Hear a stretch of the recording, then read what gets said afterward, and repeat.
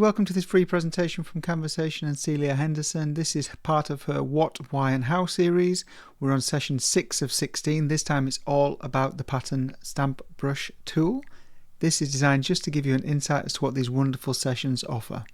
Hi everyone from wherever you're watching. It's lovely to see you all again on this glorious Monday lunchtime in the UK. Should be outside photographing magnolias, but it's lovely to be with you guys. So this 1 hour session covers another tool in Photoshop. And the tool that I'm going to focus on is called the pattern stamp tool. But in actual fact, it is a brush and it works hand in glove with the patterns panel. Now, I don't want you to think that we're moving too far away from photography, but I know how creative most conversationalists are. So a look at the pattern stamp brush oblique tool is something that I think you're going to enjoy today. So what is the pattern stamp brush for? I'm going to go straight in and start demoing. I could spend the whole hour telling you what the pattern stamp tool can do because it does so much. But I think if we just get started, and I'll show you everything about it. Now, if you've downloaded the handouts that go with this, my first handout is a whole load of questions to myself. What do they call them? Rhetorical questions. So I'm just going to pop these back up just for a second.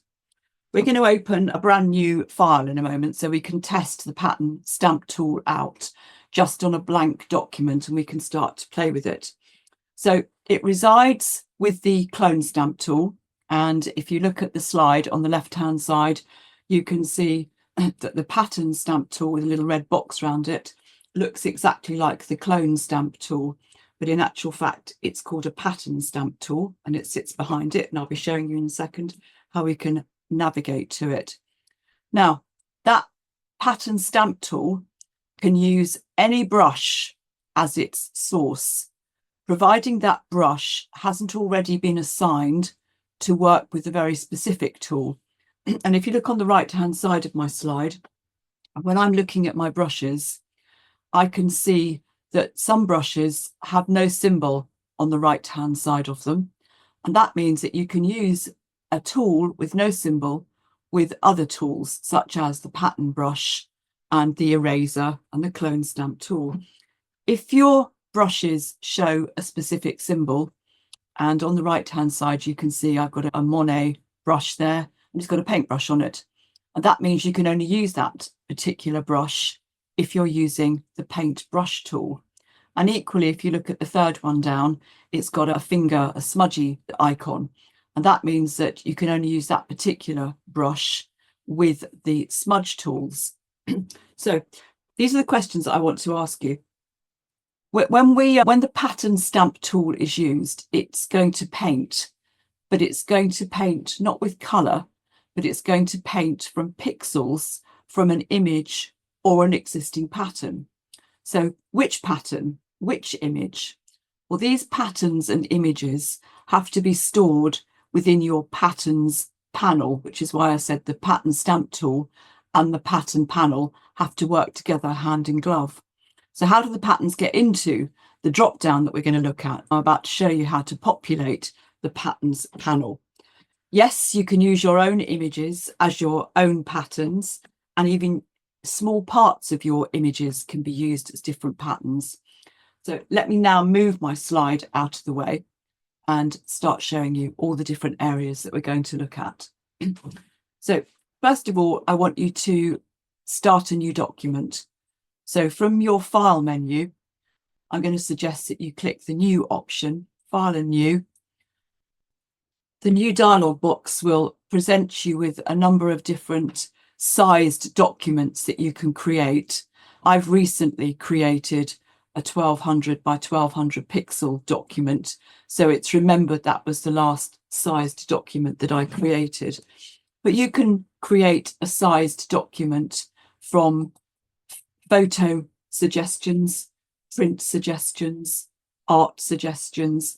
But I'm just going to go back, and it doesn't matter from where we go from here. But on the right hand side, I'm just going to choose to create in the width box a 1200 pixel document. Let me just change that back again because I changed the unit of measurement after I changed the actual width. So we'll have 1200 by 1200. It doesn't matter what size, but you just want something large enough that we can play with. And if you haven't used Photoshop since I did my last workshop, please make sure that you don't have a tick in the artboards section. Otherwise, you'll be creating artboards. So 1200 by 1200 pixel document. I've got my resolution set at 300 pixels and I'm using RGB. And I'm using a fairly low bit depth of 8 bits with a white background. And my color profile is set to sRGB. I'm going to click create. None of that's particularly relevant as far as pattern stamp tools are concerned, but I'll just pause and breathe just in case Mark's got any questions on me running through that, creating a blank document. And just a quick question from Colin, who says that are all of the documents made by Celia or are they made by Photoshop? So the documents in the new document option, those sizes that are available, are they default sizes? Are they things that you've made yourself? Thanks. Under the recent section, they're documents that I've created. So I've created things like an A4 sheet, 297 by 210 millimeters at 300 ppi. But all the ones that you'll find under photo are ones that Photoshop suggests. So if you wanted to create your own picture from scratch as a landscape postcard, for example, you may find that you've got a landscape 6 by 4 inch postcard in there. And equally, you've got some standard print sizes if you look here. And those docs, are they from Adobe stock, just to respond to Chris's question? These templates, is that what you're talking about? I think so, yes, yeah. They are all from Adobe stock and they're all templates that you can click on and they will generate a completely new document with a whole pile of different layouts already built for you to play with. Thank you. No further questions. Thank you very much, guys. Thank you, Your Honour. Let's go back. I've got my 1200 by 1200 pixels that we're going to play about with. The next thing I want to do is to make sure that you can find your pattern stamp tool. So if you can't find the pattern stamp tool, which resides behind the clone stamp tool on a default interface, and you should find it there under the clone stamp tool. If you can't find it, don't forget, oops, guess who's been playing with brushes? I'll just reset my brush, everyone, and I'll tell you how to do that in just a second too. But for those of you that can't find the pattern stamp tool, don't forget, if you come further down the toolbars and select the 3 dots and choose the edit toolbar option, anything that's missing from your standard toolbar can be found in the extra tools section. So if you can't find it, have a look down through your extra tools. And if the pattern stamp tool is there, let me just find my clone stamp tool and my pattern stamp tool. There we go. So if your pattern stamp tool is sitting in the extra tools, it just means that it's not available for you to see when you click on the tools panel on the left. I'm just going to drag it and drop it with the clone stamp tool so it's back with its mate. Okay, so the clone stamp tool. The pattern stamp tool has to have a brush associated with it. Now, whenever I use a tool in Photoshop for the first time in a session, I tend to go up to the options bar across the top, which is showing the patterns stamp tool on my options bar at the top and the current size of brush that's being used. And by right-clicking on the pattern stamp tool and choosing reset, everything gets put back to its default setting. And the brush that will be populating the pattern stamp will be a soft, round brush, which is just sized at 21 pixels. Now, it may be that I want to use a different type of brush. And once we get going in a minute, I just wanted to show you again that if you decided that you wanted to use a different brush with this tool, once you learn what it can do, you can only use a brush that doesn't have an icon on the right-hand side. So as I scroll down and look at other brushes that I've got in here and just have a quick look, you'll see that some of those brushes have got symbols on the right-hand side. And these can't be used with the pattern stamp tool. But I am going to show you how you can take any brush that you love and turn it into something that you can use with your pattern stamp tool. Any questions before I move on to the next part? No, we don't have any questions, sorry. Chris has just asked about how you reset, but we might get a chance to cover that a bit later. Reset's really straightforward. Just take your mouse over the tool in the options toolbar at the top of your interface. Because I'm using the pattern stamp tool displays next to the picture of the house. Right click it and choose reset tool. Only choose reset tool, not reset tools. Otherwise you reset all the tools in Photoshop back to their original settings. Thank you. Just want the pattern stamp tool back at its original settings. So it's going to paint. This is a painting tool, but what's it going to paint? So if I choose some color from the primary colors down at the bottom of the toolbar, and we choose, let's go for pink. It feels like a good day today. Let's go for a bright pink. So I've got a 200 size brush. It's a soft brush. As I click and drag, that's not painting pink, is it? That's painting something completely different. So where is it picking up its paint from, or rather its pixels to paint with? Well, we'll look at the settings across the options toolbar. And at the moment, the default setting is we're going to paint in normal mode with an opacity of 100% and a flow rate of 100%. And the angle of the brush is a straightforward 0-degree angle. But what am I painting with? This is the important bit. I'm painting with a pattern. So the next thing we're going to do is look at the actual patterns and how we get them there. But in my patterns folder, there are a number of Photoshop patterns. And if you've already clicked the drop down that I'm pointing to now on the pattern stamp toolbar, you will see that you have at least trees, grass and water folders of patterns. I'll just open up the water folder and you can see 3 different patterns that you should have by default within your Photoshop package. And I'll just click on one of those different water patterns. I'll give it a double click. My brush is still at 200 and I'm just going to paint with that. So now I'm painting a pattern using that water pattern. We're nowhere near finished yet. You're going to get hopefully really excited about what this brush can do. I'll keep going, Mark, unless you have any. No, there's a question, but I'm going to hold on to it, Celia. Please, we are going to be excited. So you carry on, please. Thank you. So let's talk about the patterns next, so that you've got all the ingredients that you need in order to be able to make the magic. So the next thing you just want to check under your window menu is what you've actually got installed in your patterns folder. So I'm going to go down to the Windows menu and choose patterns. So Photoshop comes with some default patterns. The patterns folder is just opened on the right hand side of my screen, and you might find that it also opens up its mates, the gradients, the swatches and the colours, because these are all the lovely creative things that we use in creative work. So Photoshop often will open all 4 of them for you at the same time. But I'm just going to drag the patterns folder out so that you can see it more clearly on the screen. And I'm just going to expand it slightly. Now your patterns folder will probably look different. I hope it looks different to mine. Otherwise you've been coming into my computer while I've been asleep at night and nicking all my stuff. But I've got my own patterns that I've created, and I've got some master palette patterns which I'm going to show you.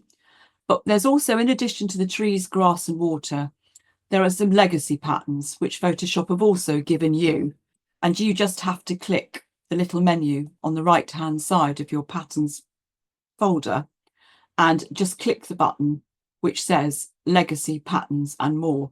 And when I click on that, you can see that it's just at the bottom of my patterns panel. It's just installed a whole load more patterns. Now I've already done this, so that's just duplicated what I've got. So if you don't mind, I'm just going to right click and delete that group because I've already got that group installed. So what's in the legacy patterns and more are 2 subfolders of patterns that were introduced in 2019. These are wonderful patterns. You've got dirt, stone, wood, gravel and rust. Let's just look at the stone. So here's some stone, gravels, all sorts of wonderful things in here. And then you've got legacy patterns. Now, when I open the legacy patterns, there are lots of subfolders in here as well. And I tend to use things like artist surfaces. We'll be looking at patterns again on different workshops. I hope that's not going to put you off, but so explore these before the next workshops on this. And there's lots of different folders, which basically have got images stored in them, which you can use. But let's go back to what we can do with the pattern stamp tool. Now you know where the patterns folder is.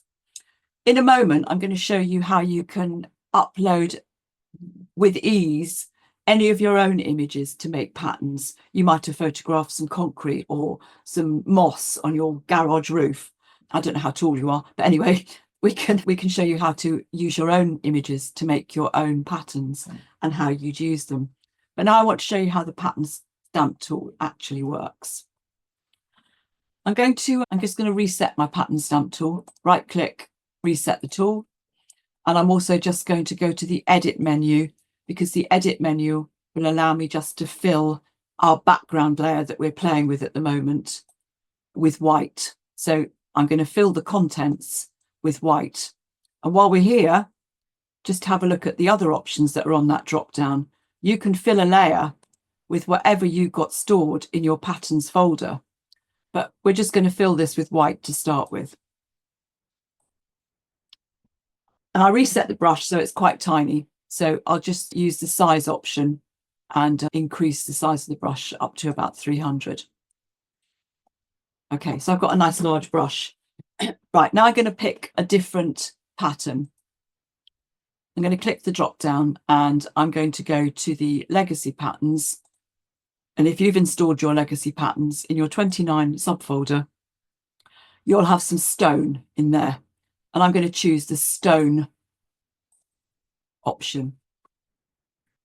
So when I click and drag, I will be painting with that pattern. So my brush is now painting that pattern onto this document. I want you to notice two tick boxes to the right of the patterns folder. One says aligned and one says impressionist.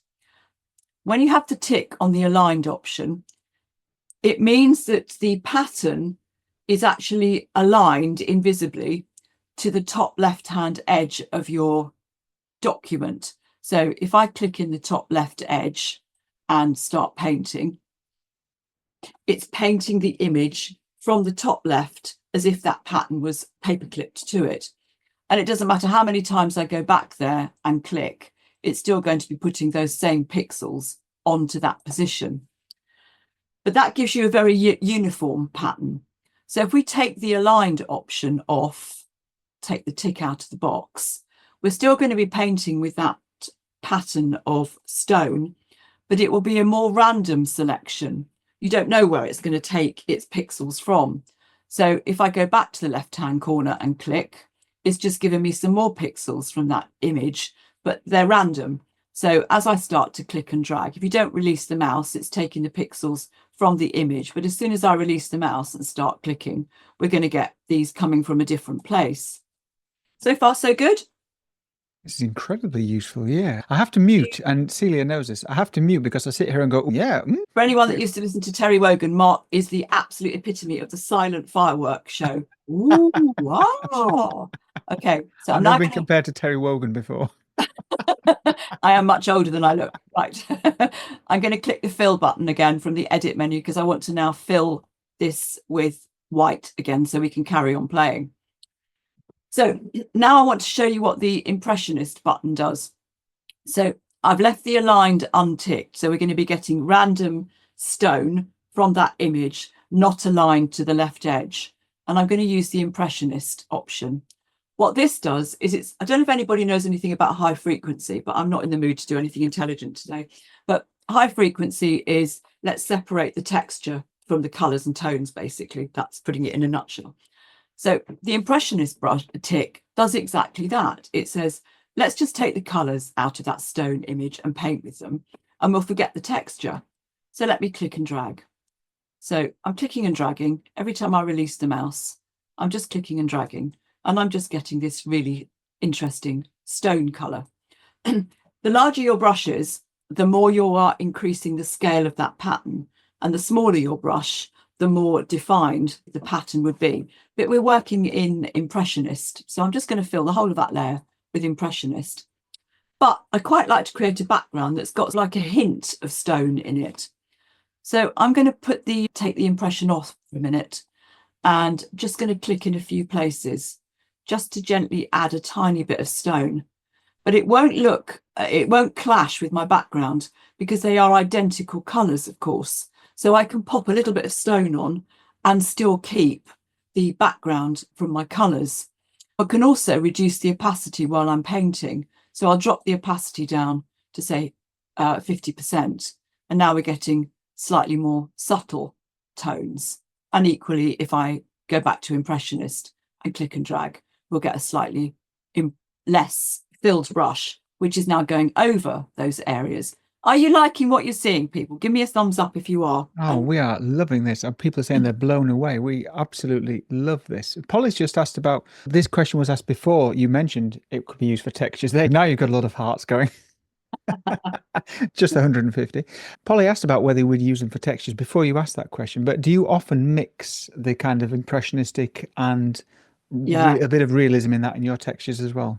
Absolutely, because so and also if you're going in for competitions, if you might want to, again, if you're going in for competitions and you need to be really careful about only using your own material, then in a minute I'll just show you how you can get your own material straight into this patterns folder. It's honestly the click of a button. And that actually goes on to, sorry to interrupt you, that then goes on to Sue's question, because she asked about using images in competitions if you use Photoshop stamp brushes. So thanks very much. Preempted that one. Such an expert. Thanks, Celia. It's fine. No, Polly just sent me the question in advance and I've sent her a £10 note already, so it's all done. All good. So let me open up an image and let's see how we could actually use this tool. So for those of you that have access to download the resources, I think Mark will have given you a link to the Google Drive, which is where those images are stored. Humble apologies, everybody. I don't know why I went down the pink route, but nearly all the images for today are pink for some reason. It was totally unintentional. I'm just going to open an image that I use for training loads and loads of times. So I'm just going to do a straightforward file and open. It's just a JPEG file, and that JPEG file is stored in my patterns folder for today's workshop. And it's just this pink sweet pea. And I'll open that. So now I'm actually working on an image. I'll zoom it up a little bit. And I've decided that the background is pretty dull and boring. So I'm going to use one of the existing Photoshop patterns to start with in order to make the background just look a little bit more interesting. So from the layers panel on the right-hand side of my screen, I'll move it out a bit so you can see it more clearly. I'm just going to add a transparent layer. And on this transparent layer, we're going to use the pattern stamp tool to create a more interesting texture, which we can then either blend with the image that you can see, or for those of you that don't mind, if I just jump ahead to another workshop that we've got coming up, I'll just do a quick selection of the sweet pea. So we can cut the sweet pea out and put it on the background, but I'm going to be covering that on other workshops. But let me just do the pattern. And let's go with the stone pattern again. So you select your pattern stamp tool. Pattern stamp tool is selected across the top. You would always start by doing a right click to reset it. And the only thing it doesn't reset is the last pattern that you actually used. That stays stuck in there, but it does reset the aligned option and it switches off Impressionist. So I'm going to increase the brush a little bit. You can increase the brush in the same way that you would normally with your square brackets. So I'm going to start painting, and I'm painting on the new transparent layer. So let's put a little bit of stone just in that corner, but then I'll switch to the Impressionist brush, make it a bit larger. And because I'm on a transparent layer, I can click and drag all over that transparent layer. It's not affecting my sweet pea underneath.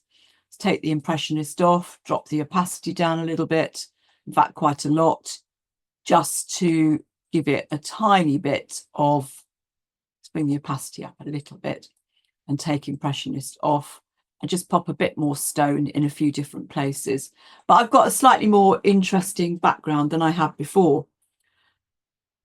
So if I then wanted to place the sweet peas on that background, because I've picked an image which is quite easy to make a selection from, I will select the background layer, which is the sweet pea layer.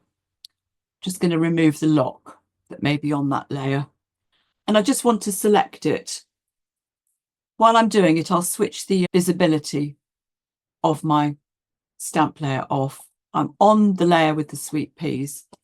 And I'm just going to use the straightforward select subject option. You can get your select subject directly from the select menu and choose select subject. Let me just do the really quick way and then we'll talk about selecting subjects on another workshop. I want to focus on the pattern stamp tool if we can. So I'll just do select subject. And in a few seconds, the marching ants will have whizzed around and made a reasonably good selection of those sweet peas. So there's a couple of things that we could do. We could cut the sweet peas out and place them on the top of the pattern stamp tool, but it would be better if we created a mask. Once you've got a selection on and the marching ants are running around, I can select the mask tool, which sits at the bottom of the layers panel. Now, what that's done, of course, is it's masked away everything which is not those sweet peas.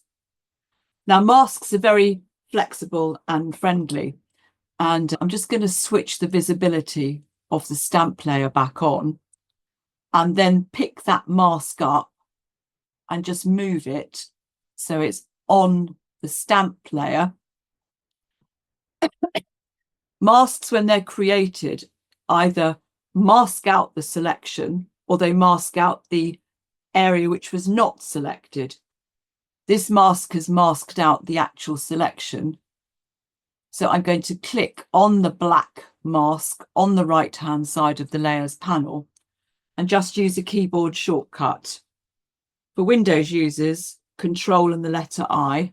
Mac users, Command and the letter I. So I know I've done quite a few bits and pieces which aren't associated with the pattern stamp tool, but I hope that the explanation is good enough. We made a mask from the selection and I moved that mask up so that it would allow me to block out pixels from my new textured layer.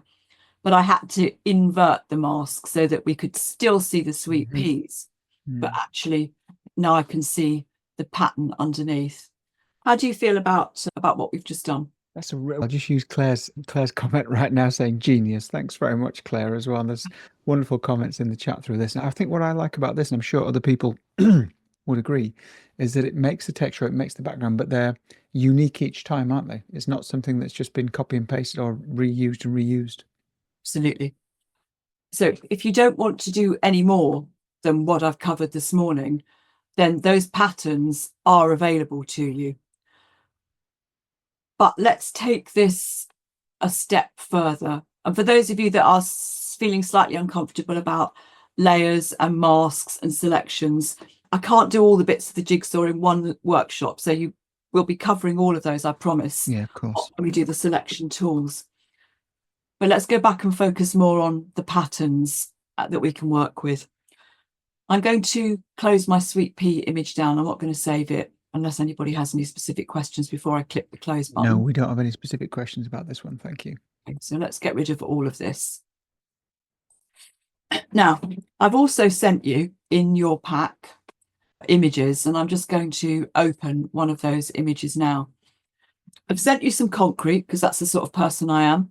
Okay, so I've sent you some concrete, and I've also sent you a very out of focus astranthia, and I've sent you some magnolias. Let's start with the out of focus astranthia. So I was playing about attempting to do one of the amazing images that people like Charlie Bellamy and everybody else that seems to know how to do ICM with their camera can do, and making a complete and utter pig's ear of it. But anyway, let me open this image. So I'm not quite sure what I was doing, but I ended up with this picture, which was about to go in the bin. And I thought, you know what? That's got some really nice colours in it. I bet that would make some good patterns for doing some backgrounds. So I kept the image. And now I want to show you how you can make patterns from this. If you open an image and you go immediately to your edit menu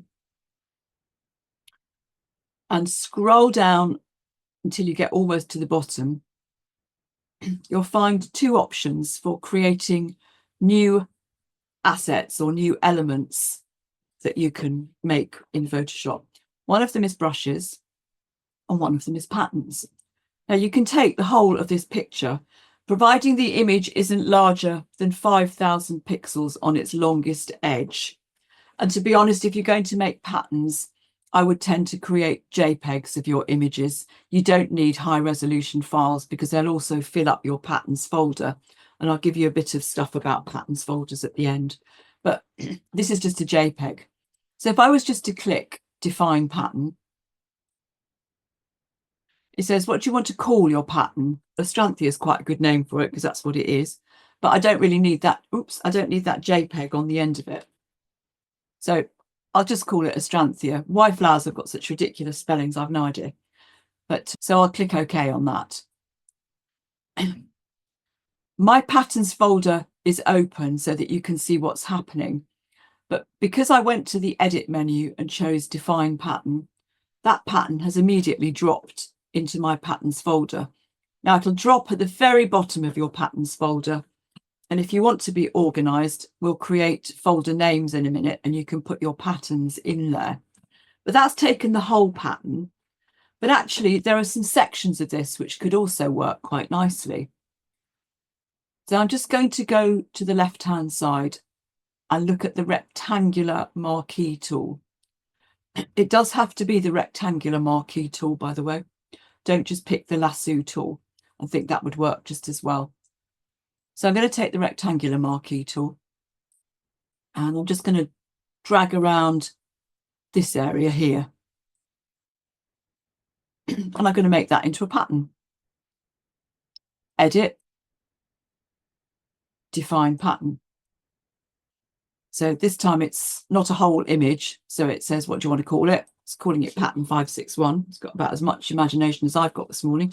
So I'm going to call that Astranthia 1 and click OK. I'll take the selection off with Control or Command and D, and I could do another one as well. Let's just take that area. That's pretty wishy-washy, and to be honest, it won't make the most amazing pattern with the pattern stamp brush, but we'll see what it looks like. So I've done another little selection, edit, define pattern. I'll click OK on that. So if we look down at the bottom of my patterns folder, I've now got 3 patterns in here.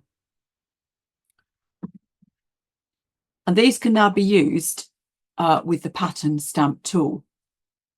I'm just going to add a new layer to this document. I'll go to the bottom of the layers menu and choose a new layer. And I'm going to start painting on it. I'll switch the visibility of the original Astranthia off and fill this layer with white so you can see what the pattern stamp tool does. Fill with white. Okay.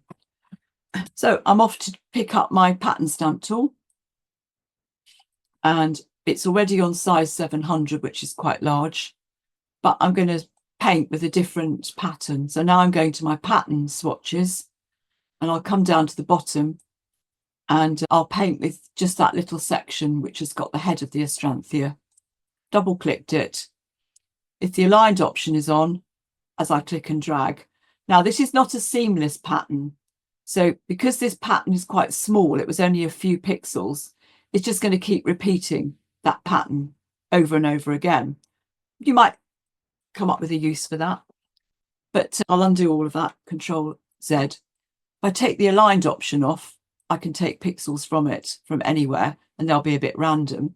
But really what I want to use this for, again, I'm just going to do Command and Z, is one too many. Okay, what I really want to use it for is to create some textures and backgrounds. So with that pattern selected, I'll pick the Impressionist option, make sure Aligned is not ticked. And now I've got the colours from here. So I can create some really nice, interesting colours. Now, we're going to go one step further, people. How familiar are you with the different brushes? I don't know if I can ask that question.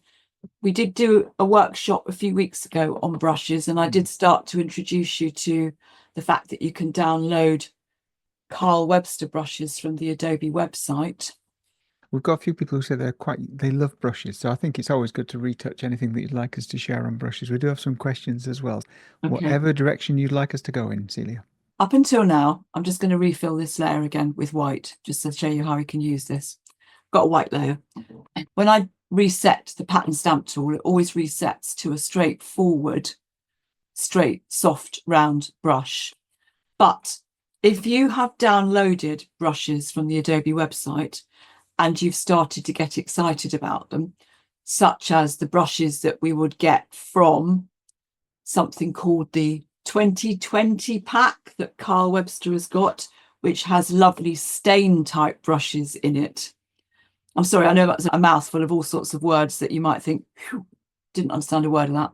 But there's a beautiful brush called the stain brush, and I'm just going to show you where it is. So I'm excited. I want to use this stain brush. So I'm going to find the 2020 brushes. Sorry, this could take about an hour, which I haven't got. You do have a lot of brushes. I do have a lot of brushes. You need to be a little bit careful, actually. I'll talk about brushes at some point, about how you mustn't overfill your brushes folder. It'll actually stop Photoshop working, and I hadn't realised. You've got about 2 gigabytes of storage, which you think is probably going to be plenty for brushes. You will fill it. Although brushes take up very little space, when you've got many brushes, you're going to have a problem. Now, there are lots of brushes in here, and in particular, if you download the watercolour brushes from Adobe website. And for those of you that don't know how to do it, I did cover it in the same series that we're in at the moment. So you can go back to that brushes workshop from about week 3, and the details are all there on the recording as well. So this stain brush that I want to use with my pattern stamp brush is actually a brush which is warning me that I can't use it. It's got this tool against it which says you can only use it with the brush, the paintbrush. But that's not true, people. So I'm going to click on this brush. I'll give it a double click. Now, because I've chosen it, and I'll make it just a bit bigger so that you can see what it looks like. It's a really weird shaped brush, but by choosing it, Photoshop's done exactly what it should do, is it switched the tool that I'm using. I said, no, you've got to use the paintbrush with this particular brush. You can't use your pattern stamp tool with it. So it switched me to the brush. And if I show you what this looks like, again, it's a brilliant brush, but what it's doing is it's painting with the solid colour that's in the foreground. Looks very nice, and I could use it with different opacities, but I've got this real urge to use it with my stamp brush. So while this brush is selected, the button which sits next to the size brush is the brush that brings up all the settings. Now, you're not going to have to worry about the settings unless I've got time to show you one more amazing feature. But what I want to show you is any brush that you want to use with any tool is available for you to do. I've clicked the brush settings button. It's opened up my brush settings panel. Ignore everything in the brush settings panel, except just have a look at that little plus button at the bottom of the brush settings. This creates a new brush based on the brush that we're using. I'm going to click it. It says, this is a Kyle Dual watercolour brush, and I'm going to rename it CH, my initials, stain brush for any tool. So the only thing that you have to be careful of is that you don't tick this box which says include the tool settings. If you don't tick it, you make the brush available to be used with any tool. So now I'm going to click OK. The brush will be created and it will appear at the bottom of my brushes panel. I've clicked OK. I'll close my brush settings down. I'm going to create a new layer so you can see what's about to happen. Edit, fill with white. And now I want to use my pattern stamp tool. So I'm going to choose my pattern stamp tool. And I want to use a brush that's not a round brush. I'm going to click my brushes. And I'm going to go right down to the bottom of my brushes panel. So I've gone all the way down to the bottom. And here's this brush, CH Stain for any tool. Great. So now this is my brush. And you're not doing anything wrong, by the way, by making a copy of the brush, in case you're worried. So here's that wonderful brush, but it's being used with the pattern stamp tool. So let's have a look at the patterns. I'll stick with the here, and I'll paint with it just in impressionist mode. Watch this. Look at those colours coming from that astranthia. Now it's a bit heavy, but we could change the opacity quite considerably and paint with a much lighter colour. That's painting in a much lighter way. And also the pattern stamp brush allows you to paint with different blends, which means that if you wanted to lighten it in certain parts, the blend mode of the brush gives you your darken section and your lighten section. And providing you paint on the same layer, it will paint with that texture or pattern over the top of existing pixels and then blend them together. So I'll go for screen. And now as I brush, it's going to lighten the effect. But your pattern stamp tool is a hidden tool in Photoshop, which, oh my goodness, what you can do with it is just amazing. And I've nowhere near finished. It's 1:45. I've got one more really great tool tip to give you. But Mark, do you want me to do questions first? We do have a couple of questions. I think one or two have been answered by other people as well. Lovely comments in the chat. Please do keep those comments coming. Danielle said to create their own patterns, do you think it's good advice to look for more detailed patterns rather than more out of focus patterns? And that was your example. I think that question was due to your example of that repeating pattern. Yes. That you demonstrated. So I will just do a quick fill to give us a new layer. And I'm going to go to my patterns, and I've got patterns in here which are Celia's patterns. So I've got a photograph of some violas. I don't know if you can see it very clearly through the Zoom screen. Yeah. So these violas, are you happy for me to paint with them with this? No, let me paint with a round brush because that's not fair. I'll go with a round brush again, just reset it. So this is a brightly coloured image. So I can paint with that as an aligned feature. And if you save images which are at least 3,000 pixels or 6,000, 5,000 pixels being the largest, but save them as JPEG so they don't take up too much space, then you won't get that repeating situation. So you need to have fairly large images. But of course, if you're going to paint with Impressionist, and I'll switch the aligned option off, now I can start to paint with the colours that are in this particular image. And again, that's quite heavy. If I make the brush quite large, we can paint with a larger colours. And if I reduce the opacity down, then we start to get something which is quite subtle. But you're working with your own stuff now. You're not working with anything that's Photoshop. So look at this. I'm painting with that viola. And because I haven't got aligned option, it'll just keep randomly picking different things. I've got one more thing that I think you're going to love. Beautiful. Thank you. Thank you. About this. When you're painting textures, I actually quite like to have some kind of texture in there as well. The the Impressionist option just gives you the colours. But supposing you wanted to get some kind of texture out of this, let me show you another pattern that I've got stored. So whoever asked the question about would it be better to use things that have actually got textures, this is rust that I photographed, and this is concrete. Now you've got the concrete image. So and you can take the concrete image, open it, select it, define pattern, and it will go straight into your patterns folder. Let me paint with the concrete, and I'll take the Impressionist off for a minute and just paint. Whoops, let's bring the opacity up. So I'm painting with concrete. Look at that lovely texture. How cool would that be if we could just have the texture and not the colours? Sorry, am I teaching 4-year-olds? I'm sorry. Oh, we love this. We're all going to start saying, yes, Miss Yes, Celia. that's Yes, Mrs. it's Henderson. like something out of and through the round window today, children, we'll be looking at this picture. Right, last bit. I'm using a round brush and I'm going to change the settings of this round brush.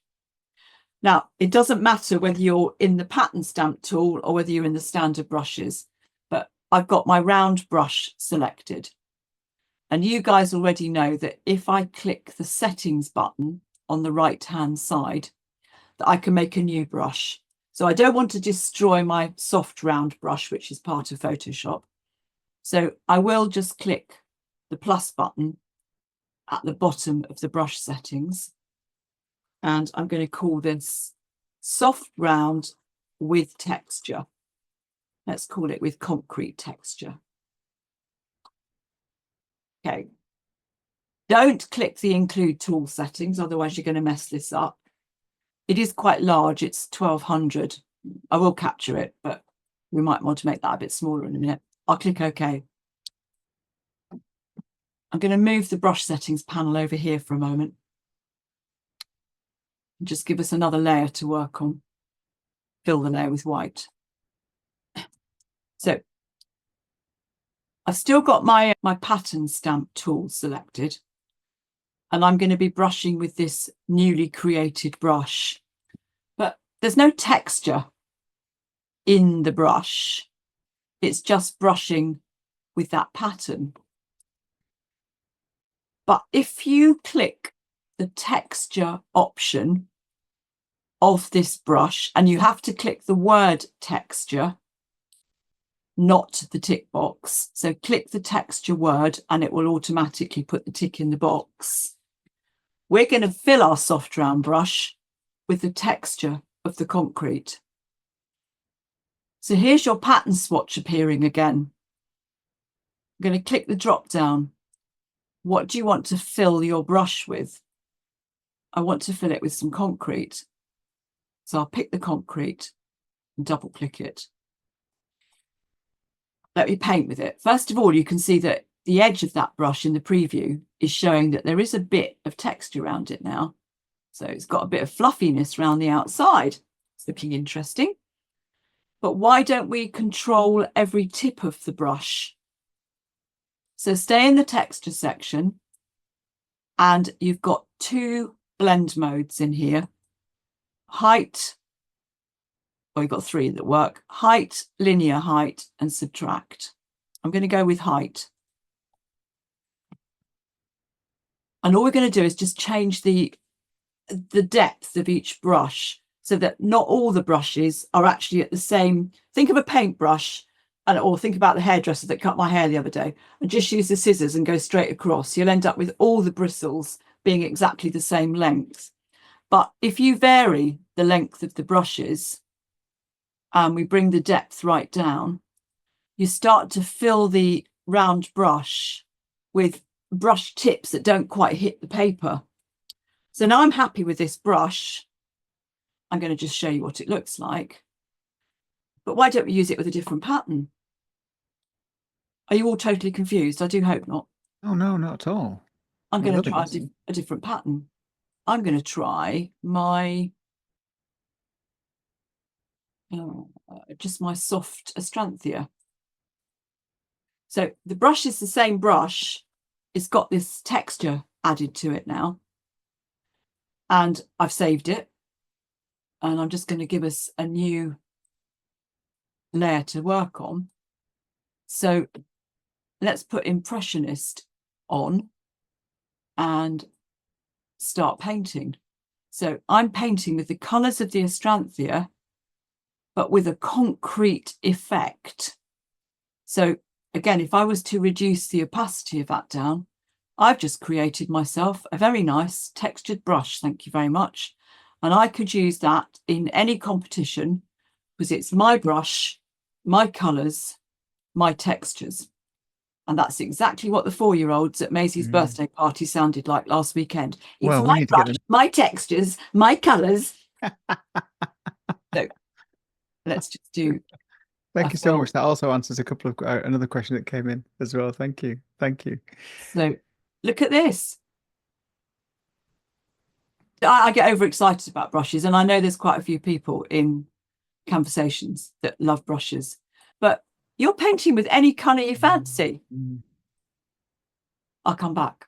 absolutely superb. I'll stop. You've probably all had enough of me, but I've got loads of different patterns. And anybody that knows Margaret Salisbury asked me to create a pattern for her of one of her Welsh dragons. Let's go back with the violas. Using that brush, let's bring the opacity up a little bit. And I'm painting with those viola colours now and just giving myself a completely, and I know it's a bit over the top, but if you imagine that you've taken some violas or some pansies and we're looking for something which could create a background. Now, all we've done is just paint. No photographs, I'm afraid, but I hope you've enjoyed. Yeah, absolutely. Super. Thank you so much. Huge round of applause, Celia. Wonderful. I never knew concrete could be so attractive. It's not as good as rust. Try the rust and you'll just be blown away. Thank you. I'm just going to steal an idea that Danielle said, that we should be calling these Magic Mondays, which I do absolutely love that. And I really wish I'd taken the time to think about that first. That would have been wonderful. But no, always fun, creative, and geeky loveliness. Thank you very much, Celia. Brilliant, brilliant. And we always look forward to these, really look forward to these. Now, Celia, we did have one question, purely one question, but I think it was probably covered by the later things that came in. So I can give you this question from Danielle, and we may be able to take it away if we're not able to respond to it straight away. But when you were showing us those brushes at the very beginning, and there were some that said that they couldn't be used with the stamp tool. Now, we've seen that there's a way to make them work with the stamp tool, but some of them had different colours next to their boxes, Danielle said. And is there a Yes. significance to those colours at all? Yeah. Is that something that's worth worrying about? It's worth coming back when I do one of the mixer brush Yeah. sessions. But when you make a brush, you can choose to save the colour that you have currently in your foreground colours and save that colour with that brush, so that the next time you use the brush, it will actually switch your colours as well. So you can come back to this in 6 months' time and know that you painted with one of the precise shades at whatever million values there are. So fantastic. But I'm going to cover that when we do. There's another brush workshop, I think, towards the end of this series. Yeah, and actually on this series, we've had about 6 people say that they're enjoying this so much. They're so happy they jumped on it. Please do share with your friends as well. There's no restriction on the amount of people who can come. It's not like a classroom that we only can get 30 in. We're very lucky. And I know people join this from all different time zones all around the world as well. So thank you so much.